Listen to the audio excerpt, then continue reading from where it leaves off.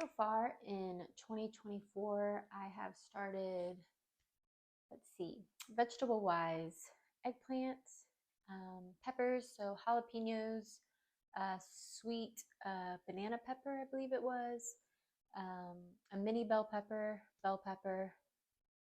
and then in one of my pepper seed packets, there was also a random tomato seed. So that was a bit early, but I do have one mystery tomato. And then here I'm really focusing on cut flowers as well. So I started, well, I do believe Lysianthus I started at the end of December.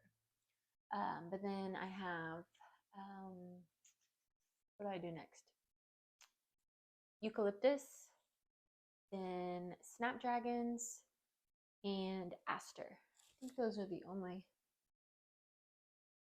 Oh, and then also I'm doing like a little experiment with bells of Ireland 3 ways. I had some just started like I would any other seeds over here. They have not germinated yet. I have some actually in the fridge called stratifying, and then I also did the milk jug method. That is out in the garden now.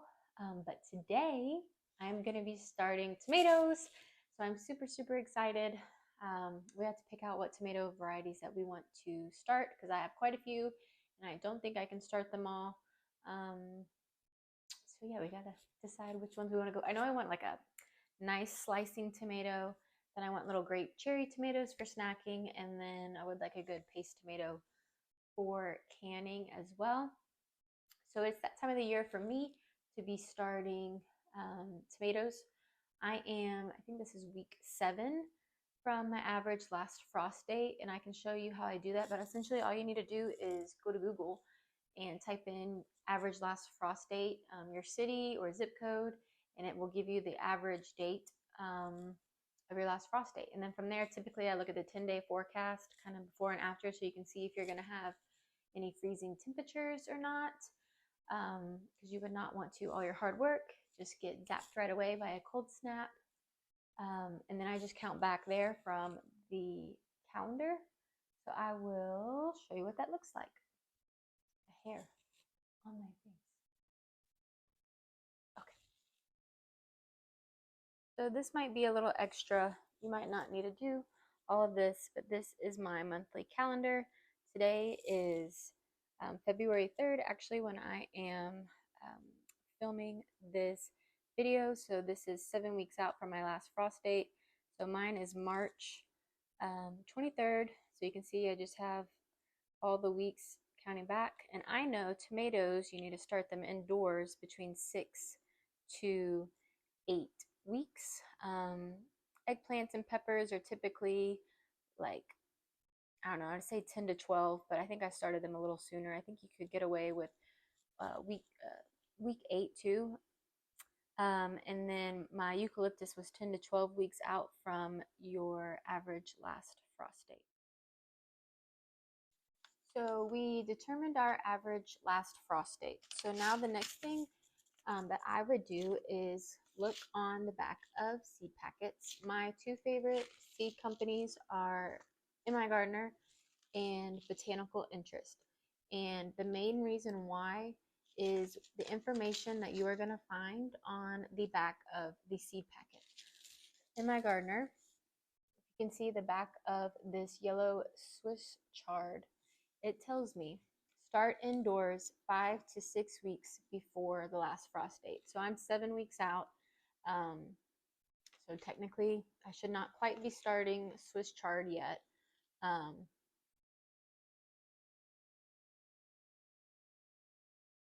Forgot what I was going to say.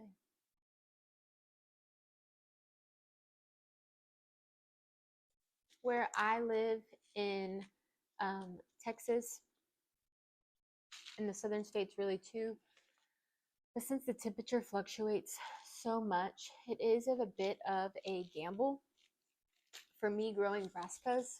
And truthfully, I mean, lettuce and spinach I can grow, and they do well in the springtime temperatures for me. But broccoli, cabbage, cauliflower, Brussels sprouts, gosh, I love brassicas so much, and I have the hardest time growing brassicas just because the temperature fluctuates so much. If we get a really cold snap, it could take my seedlings out just in one night. But then when we start getting later in the springtime, if I get a jump in the temperature in the high 80s, sometimes even 90s in the spring, again, that's just going to take out my brassicas, cause them to bolt. I do get little broccoli florets, but I've yet to get like a really nice head of broccoli. Um, but in doing some of my research, this is just kind of, I guess, squirreling and going a little bit to the side. Like I found this broccoli variety. And one of the reasons why I chose this broccoli variety is because it takes 48 days to maturity. So, and knowing that, like some broccoli, I think I have another broccoli variety. They're usually about 60 to 75 days, I believe. Let's see what this Waltham is. Doesn't tell me. Well, that's not going to help. Let's see. I think I got another broccoli. Okay, here's the same broccoli. So this one takes me 75 days. So essentially, this broccoli variety is almost half of what this broccoli variety is. So I have a better chance of success with a broccoli variety that takes 48 days to maturity in my region, for example. And then they both 4 to 6 weeks from my average last frost date is when they're recommended starting inside. You can start them outside. Again, it's just a bit of a gamble. If you get a really cold night, you can try your best covering them up, but it could just take them out. Those are brassicas. Not going to be starting brassicas today. I think we're just going to do tomatoes. I do have some brassicas still out in the garden, just a couple that I started actually in the fall, but they got stunted and some of them didn't make it because of the cold temperatures and the short daylight hours. So I do have some kind of already out there. I think they're cabbages. And then, goodness gracious. In my greenhouse, I have a couple as well. Couldn't tell you. I know they're brassicas, but I couldn't tell you if they're cabbages, cauliflowers, Brussels sprouts, what have you. The tray kind of got forgotten about and my greenhouse door blew off. So those are the survivors. And right now they're thriving. I can show you those later. So soon I'll plant them outside, but not yet. Okay.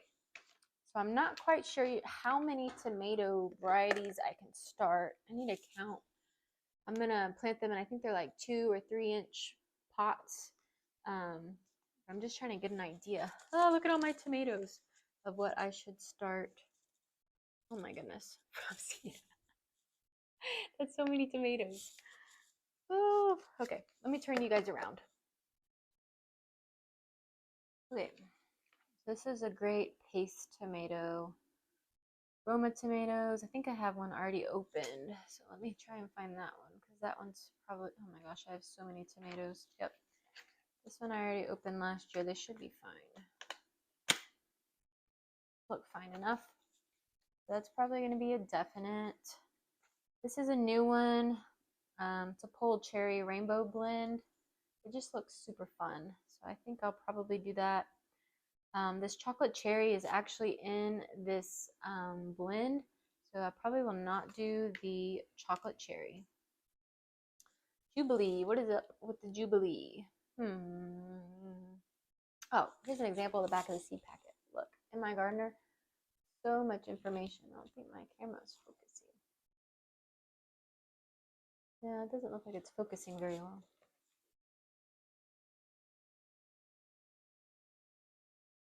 Okay, so this is a maybe. Cream sausage is a maybe. I gotta see all my maybes. These are the ones I all bought this year from Abe Lincoln. I heard these get massive. Let me see. 16-ounce fruit. Hillbilly tomato. 1 to 3 pounds. We might have to do that just because it's humongous. Oh, these are the ones that are open. I might put this over here in this pile. Brandy wine. Red and yellow blend. This one's already opened. So we'll probably do this one.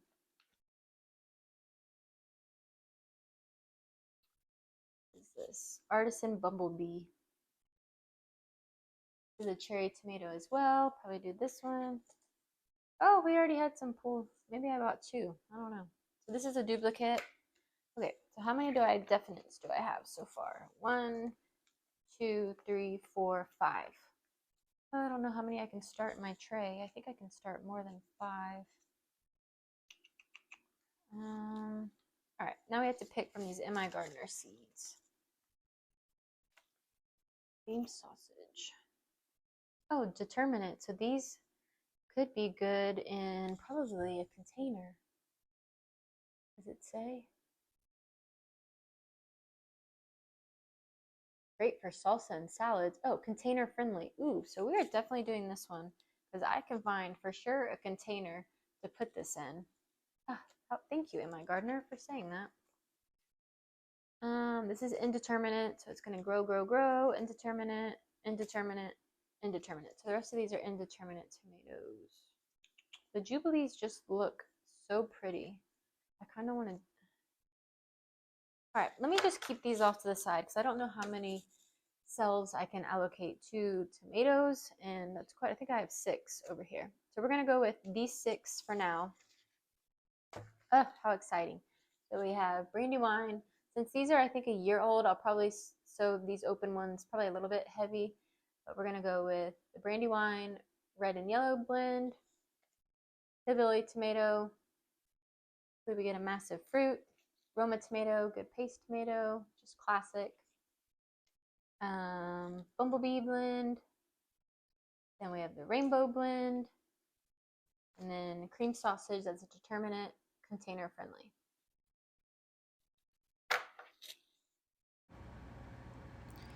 I know the picture quality is not ideal on this time lapse here, but it was such a gorgeous day on this day. The sun was so bright. It was mid 60s.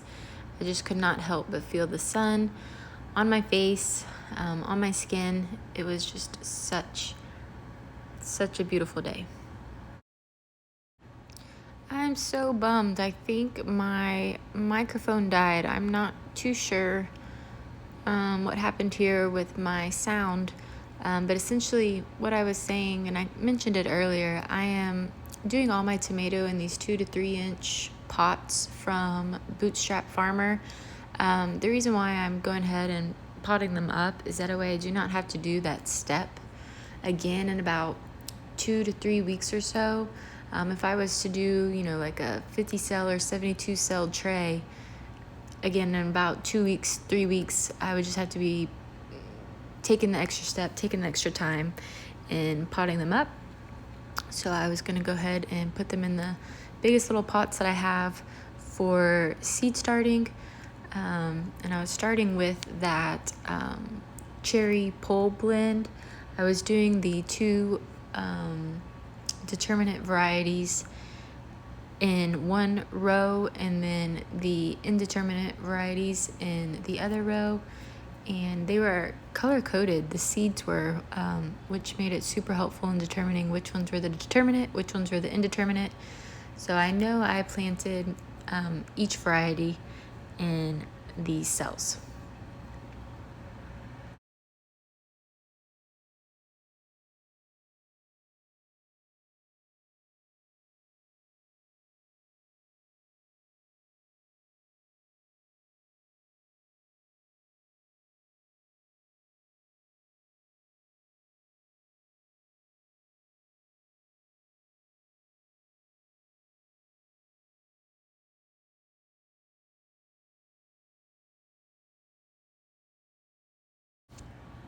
I don't know about you, but seed starting brings me so much peace and so much happiness. Again, on this day, just look at it. We are in the very beginning of February, mid 60s, sun was shining. Absolutely glorious day to be able to start my tomato seeds. Some of the first seeds for the 2024 season, and I feel so blessed, so thankful to be able to do so.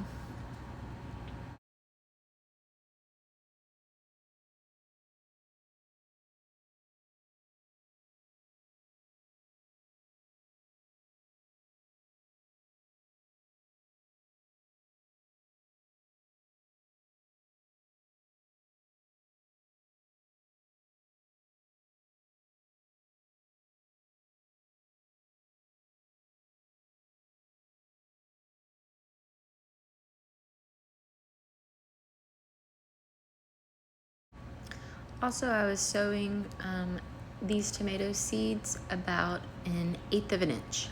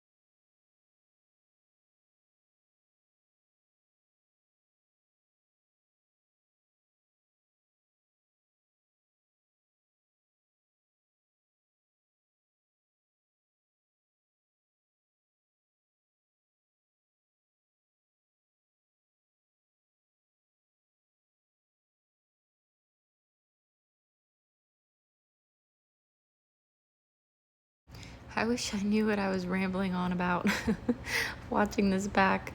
I don't know why I can't hear. I'm probably just talking to myself.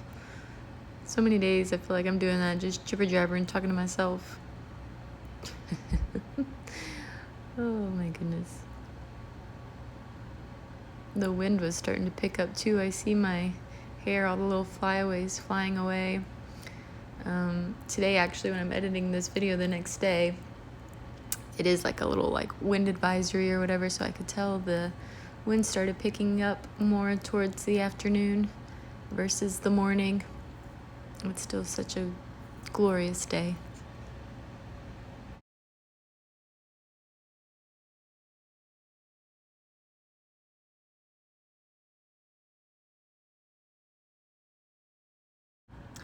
So after sowing my tomato seeds in this tray, I will have started 32 tomatoes from seeds. So hopefully, I doubt I'll have 32 tomato plants, but that would be awesome if I did.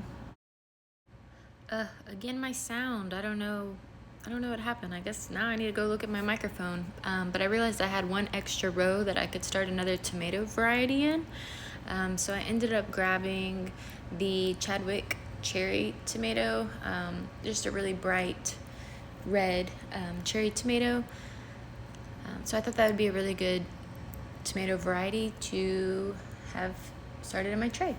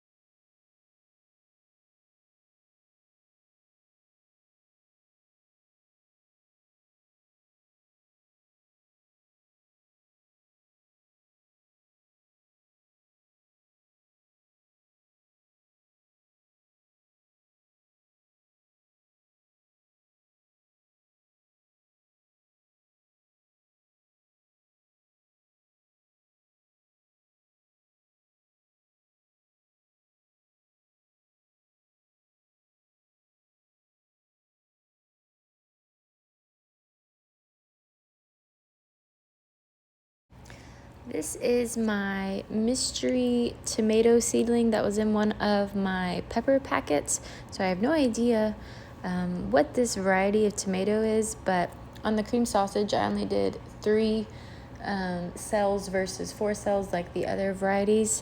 And I just filled the potting soil up about halfway so I could transplant this little seedling. So hopefully this seedling makes it, and maybe we can learn together. You guys will probably have to help me out because I am no tomato expert on what this tomato variety is.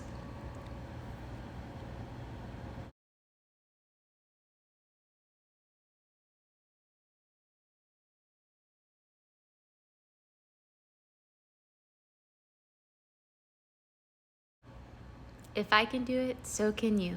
Until next time. Bye, friends.